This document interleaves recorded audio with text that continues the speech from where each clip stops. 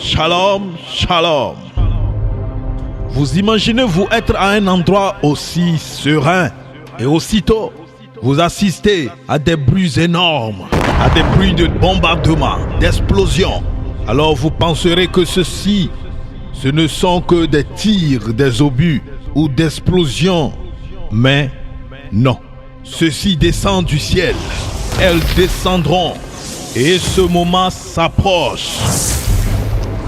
Nous sommes dans les événements du chaos, les événements de la fin des temps. Traduisez-le si possible et envoyez-le aux nations du monde entier. Ainsi dit le Seigneur, la ruine soudaine arrive au moment où chacun sera tourné vers ses projets, ses programmes, ses planifications, où leurs pensées seront tournées vers le plaisir et la gloire. Voici, ils seront surpris par une ruine soudaine, une ruine inimaginable qui emportera un grand nombre de peuples. Et n'oubliez pas ce moment qui arrive sur la terre des vivants. Alors, chers frères et sœurs, observons un peu ce que deviendra la terre, des grandes villes, des rues, des habitations en ce moment-ci. Révélation 8, verset 7. Le premier ange sonna de la trompette, et il y eut de la grêle et du feu mêlé de sang qui furent jetés sur la terre. Et le tiers de la terre fut brûlé, et le tiers des arbres fut brûlé, et toutes les herbes vertes furent brûlées.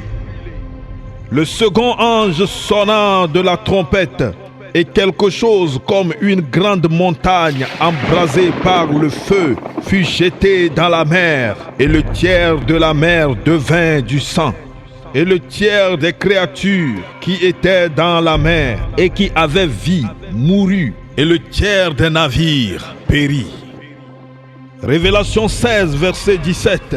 Le septième versa sa coupe dans l'air, et il sortit du temple du trône une voix forte qui disait: c'en est fait. Et il y eut des éclairs, des voix de tonnerre et un grand tremblement de terre, tel qu'il n'y en avait jamais eu depuis que l'homme est sur la terre. Un aussi grand tremblement, et la grande ville fut divisée en 3 parties. Les villes des nations tombèrent, et toutes les îles s'enfuirent, et les montagnes ne furent pas retrouvées.